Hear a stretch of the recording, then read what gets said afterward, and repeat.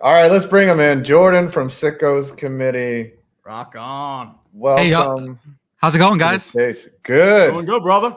Thank you for inviting me to your. This is off season for me. I don't know what y'all are watching. There's a game this weekend, apparently. I don't know. Sure. Yeah. Whatever this is. You watched the Super Bowl, but you know what? There's always some college competition going on, right? Like national debate.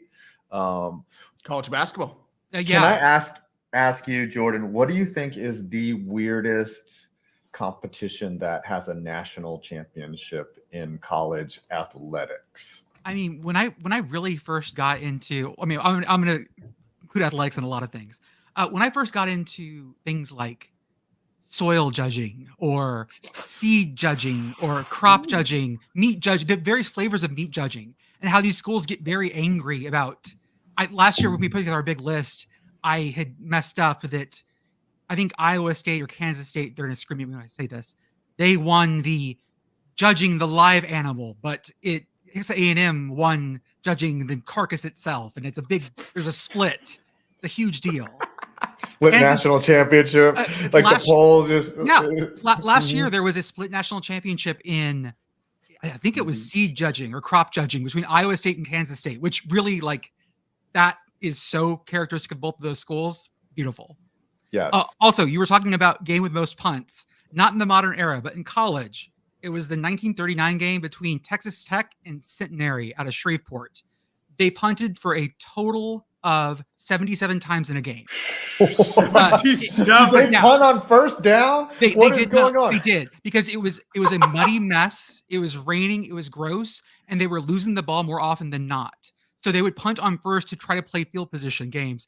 The game ended 0-0. Oh, that is be legendary. I need to make a video about that. Oh my gosh. The game is called 7 punts. So there actually is an actual play-by-play for this that exists. Oh, so you can actually read every game, every play, every down. Hold on. What is this? At 1939 Texas Tech. 1939 Texas Tech versus Centenary. Centenary. And the cool thing is, the Centenary Gentlemen, which is their mascot, they dropped football about 80 years ago, and they just brought it back last year. So they're D3. They're starting up again in Shreveport. It's a little small college. We've been cheering them on. They sent me a hoodie, so I love them. Free gear always makes me happy. I'm a fan. So I wanted to do a video on the greatest blowouts in college football history. And that, there's the famous 222, the Georgia Tech game, obviously. But when you look on college football reference, there are games that are like 156-0. Yeah. And others in the hundreds where I'm just like, and you can't find any information. It's just the final score. And unfortunately, like I want to go dive into those games where your team is getting beat 156-0, and you're just there. Like, what am I witnessing? Like, college football was Calvin ball for so long. Football in general was Calvin ball for so long because the rules were basically half rugby, half whatever.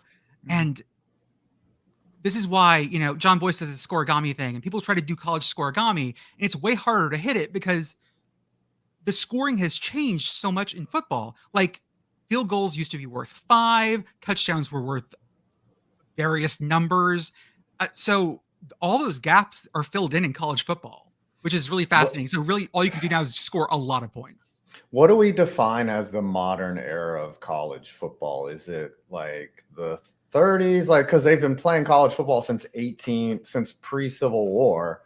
And like, it's like, what do we consider to be like the assigned rules and like there's a lot of ways you can cut that. A lot of people say the AP poll era. So that's like the 30s, 40s, around there. You can say after World War II because a lot of things shifted there. You could say when the South integrated and started allowing black players on football teams. That was part of the modern era. You really can't count a lot of stuff before that. It just depends. Everyone has their own line. Some people, a lot of people will draw it. Okay, college football playoffs started in 2013. Okay, that's the line. Okay, BCS is the line. Mm-hmm. That's why it's wonderful because you can just argue about this incessantly, and that's why we have off-season content forever. Yeah, I mean, there's really is no standard in college football. I mean, we're getting there, and it's taken 200 years to get Yeah. to this. What do you think of the expanded playoffs? Do you like it? Do you hate it? What? I like it. I think that having playoff games on campus is a great idea. I think that that's a great step. I think the bowl will have a lot of jank that we just don't need anymore tied to this playoff. I think we should still have the bowls because they're great. I always want more bowls. Every team should go to a bowl. All 133. Everyone, send it. Yes. I Yeah. don't care. It's more football. Which bowl is your favorite in terms of not being a national one? Like, what is the one that you're like, this is it for Sickos? Like, it has to do a lot of the ones that have the fun stuff around it that sort of accept it. Duke's Mayo Bowl loves us. We love them because it's Mayo themed. They've got the weird mascot. This year, the Pop-Tarts Bowl went crazy because they had the edible mascot. It was very Greek tragedy where you eat the hero at the end. Oh, it was beautiful. Bowls that know like what they are and just want to have a good time with the thing. I dislike bowls that are sponsored by random mortgage companies, whatever. You're not doing anything. How does that help? Yeah. But man, Pop-Tarts, it's a thing I can buy at the grocery store. This helps. I would love for a septic tank company to sponsor a bowl. Yes, perfect. Like Roto Rooter, and then the mascot gets flushed at the end of the game. Perfect. And what we need is a waste management bowl, and we just throw the losing team in the garbage, like a huge dumpster. Just throw it all in there. Or the winning team dives into a dumpster. That's it. The winning team gets to jump into a dumpster of, I don't know, something fun. I don't know, whatever. Yeah, like cake. It's literally cake, but it looks like trash, and then you just dump it. You just jump into the. And this is, there was that whole to do about the Cowboys celebrations with their pot of their Salvation Army pot. No, it's special. Man, this is why college football is great. It's because those bowls will just go for anything, whatever. We got a dunk tank full of whatever. Okay, awesome. We're bringing a mascot out that we could eat. Beautiful. Whatever. There's no need to pretend like this is the most serious thing in the world. It's getting college kids to go and enjoy themselves. Jesus Christ. Yeah, that would be great. There you go. Dude, every college team would sign up for the Brazzers Bowl. Come on. Like, Jesus. Like Lisa Ann presents the trophy at the end, and it's a giant golden dildo, and like you just like I'm surprised you're pulsing coach's ass. That Gronk didn't walk out with a giant golden dildo was impressive. That was restraint for his bowl game. Yes, and we're already demonetized. We're only 22 minutes in, and we've now been demonetized because we brought up the Brazzers Bowl. So, seriously, like, why aren't porn companies allowed to sponsor shit? Like, the industry is like, everyone knows who Johnny Sins is, right? Like, everyone, like, only people like you bring that up to a bunch of other males, and they all look at each other like, I know who that is. But then a couple girls look up and they're like, I know who that is too. But like, everybody knows. Okay. I did eat Pop-Tarts covered in Duke's Mayo, and it did not work. That's what I want to ask. So they sent you to the Duke's Mayo Bowl, right? Like, you got to go. One of our folks did, yeah. And funnily enough, my friend who went, Beth, she is allergic to eggs, and so she had her EpiPen with her. She was making sure she was going to survive. But we sent her to the most dangerous thing possible, which is really impressive. Wow. I mean, like, I guess, like, what's the environment like there? Like, is it just people just slinging mayo at each other and shit? Like, every bowl game has a different vibe to it. Some of them, I went to a couple this year. We had folks all over. Some try to be very like, this is an important football game full of important football things. And some of them just lean into the wildness. And, in the press box, there's big boxes of Pop-Tarts people can rip through. Wonderful. Like, that sounds like a dream come true. There's just to have Pop-Tarts. Like, what's not amazing about that? Oh, yeah. If it were any type of Pop-Tart, which one would you have at your funeral? I mean, it's Wildberry.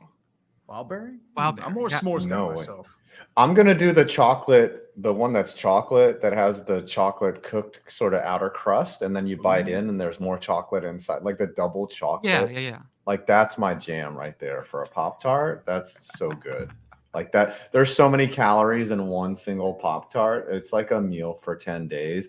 And then what would happen to me as a child, I had ADHD and I was super hyperactive. I would eat one Pop-Tart and I would be tweaking on the bus so hard that I could not concentrate for the rest of the day in school. They actually thought that I was dumb, and they had to administer me an IQ test because like I just did not pay attention in class. Well, and now like this. a Pop-Tart is considered to be a part of like an actual school breakfast at some places. So they're giving those out to like everyone for breakfast. Money talks. And Money you can talks. imagine just a room full of elementary school kids jacked up on strawberry frosted Pop-Tarts.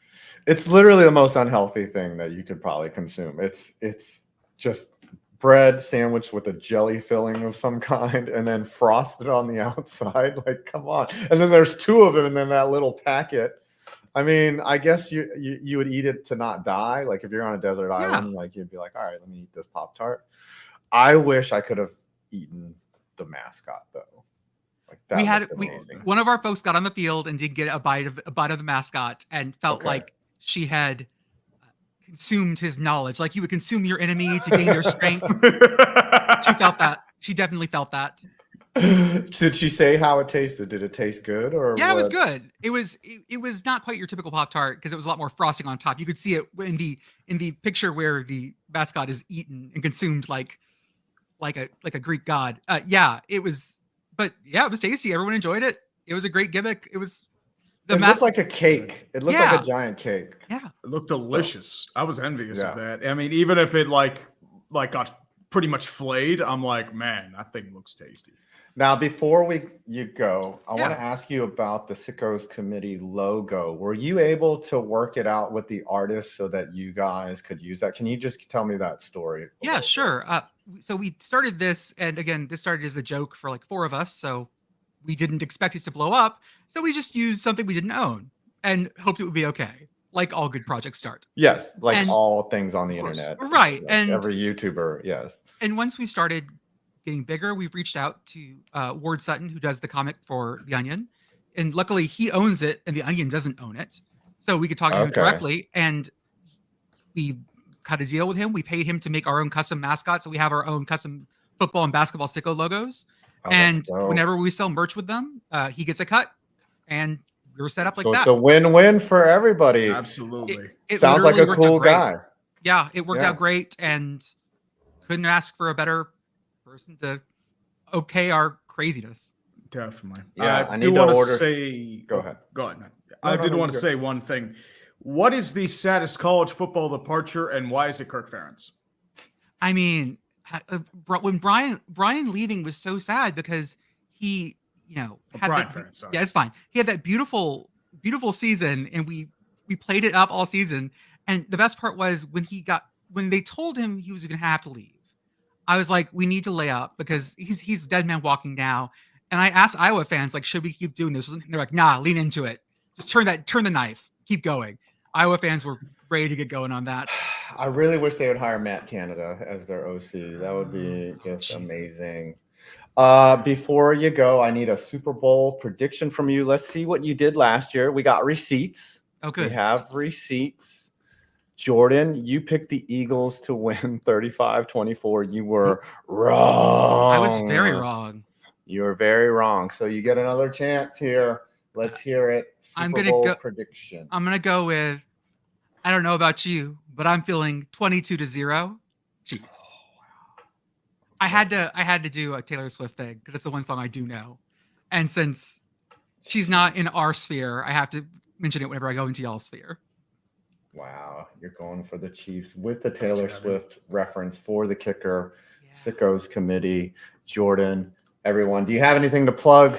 Do you have anything you want to? This is a media day, so we're shameless promoters. It's all good. We've got our Sickos Committee account on Twitter, which I refuse to call X. We're also on Blue Sky. We have Sickos CBB, which is our college basketball thing. They're deep into it right now because I don't start paying attention for another month or so, but those wackos are already into it. Great, fine. We have our podcast, which is amazing and fun. You should listen to it because it's just us talking about literally whatever at this point. We're covering this offseason, we're covering every week one of the worst seasons of all times for the best teams of all time. So finding what the absolute rock bottom is for each team. I covered an 0-10 Alabama season, covered a 1-9 Texas season so far. A lot of fun. Yeah. And then we're covering on our Substack, we're covering the best seasons for teams that no longer exist. So Vermont Catamounts, Long Beach State 49ers. The Catamounts had a football team? They did for a long time. That's right. I had a boss that he was like skinny and he claimed that he played football for Vermont. I was like, fuck you. You're lying. Like, he did not play football for Vermont. Like, I could break you with an elbow. Maybe he was a place kicker. I don't know. I know. He swore he played football. And I was just like, you don't look fast or anything. But, you know, sometimes there's athletes that are sneaky athletic. You never know. Mm-hmm. All right, Jordan, thanks for joining us. Sure. Love having you. Hopefully we can talk throughout the year and retweet each other, and everyone go buy his merch and check out and follow the Sickos Committee. They're a great follow, yeah, by the way. They're making it all the way to you've been on like on game day, like they've given you shout outs. So our commish got on Feinbaum last year, so at that point we're cruising. Yeah, you converted Paul Feinbaum of all people. Come on, man. Right. House money, baby. All right, love you. See you next year. Peace out, man. Take care, guys. Peace. All right.